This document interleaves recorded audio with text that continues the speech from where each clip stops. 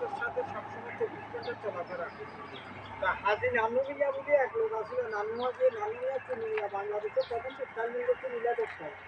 তো নানু মিয়া কতে কবে খেয়া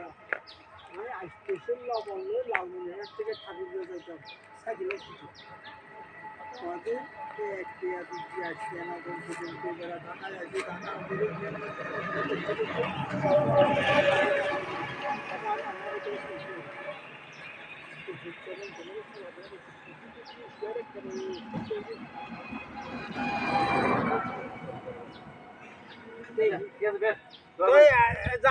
দেখা হইবে সাধারণ মাঝে মধ্যে যাই ওই আমার ওই ছোটটা আয়ুবেরও তো মনে হয় চিনেন না দেখছিলেন নে